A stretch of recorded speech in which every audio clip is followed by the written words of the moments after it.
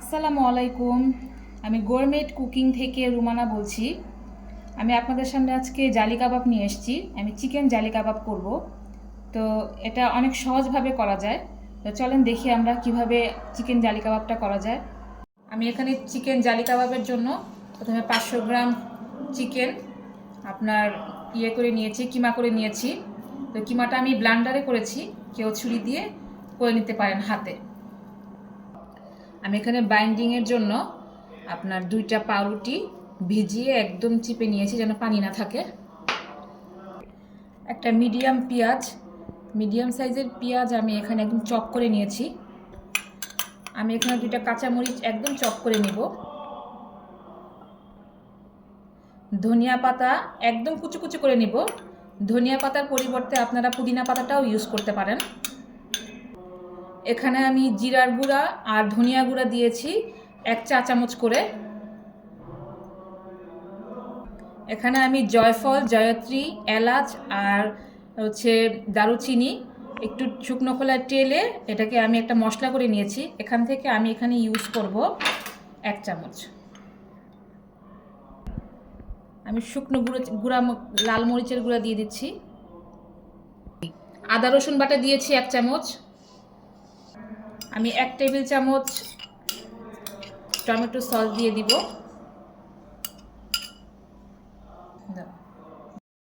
আমি স্বাদ মতো লবণ দিয়ে দিব, এটা যার যার স্বাদ অনুযায়ী দিতে হবে। আমি 1/2 চামচ গোলমরিচের গুঁড়া দিয়ে দিব। এখন আমি হাত দিয়ে এটাকে মিক্স করে নেব ভালো করে। আমি একটু হাতে ঘি মাখিয়ে আমি এগুলোকে শেপ দিয়ে নিব, গোল গোল শেপ করে নিব। আমি এখন ভাজার জন্য ডিম নিয়ে নেব 2টা। স্বাদ অনুযায়ী লবণ দিয়ে দেব। অল্প একটু গোলমরিচ দিয়ে দেব, এটা অপশনাল, আপনারা না দিলেও পারেন। আমি কর্নফ্লাওয়ার দিয়ে দিচ্ছি। কর্নফ্লাওয়ারের পরিবর্তে আপনারা চালের গুঁড়াটাও ব্যবহার করতে পারেন। আমি কর্নফ্লাওয়ার দিয়ে করব। আমি একটু ফেটিয়ে নেব এটাকে। আপনারা এই কাবাবটা বিফ দিয়েও করতে পারেন, সেই ক্ষেত্রে ভাজার জন্য একটু সময় নিতে হবে। আমি মিডিয়াম লো হিটে আস্তে আস্তে এটাকে ভাজবো।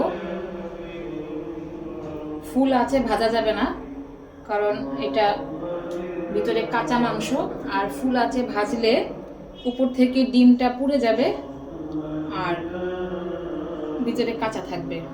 আর অল্প অল্প করে দিয়ে ভাজবেন, অনেক করে একসাথে ভাজবেন না। কাবাবটা যখন এরকম সাদা হয়ে আসবে তখন আমি ডিমগুলো দিয়ে এরকম আমি ছিটিয়ে ছিটিয়ে জালি জালি করে দেব।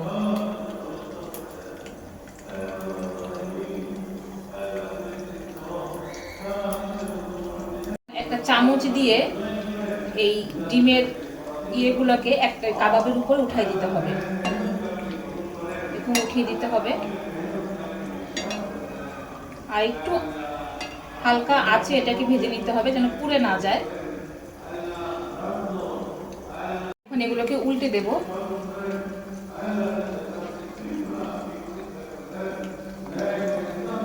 উল্টে দিয়ে এপাশ থেকে আবার আমাকে একটু জালি জালি করে দিতে হবে ডিম। এগুলো আবার কাবাবের উপরে উঠে উঠে দিতে হবে যেন কাবাবের গায়ে লেগে যায়। আমি আস্তে আস্তে ভেজে সবগুলো ব্যাচ একসাথে ভেজে নিয়েছি। দেখেন আমার ভাজাটা শেষ।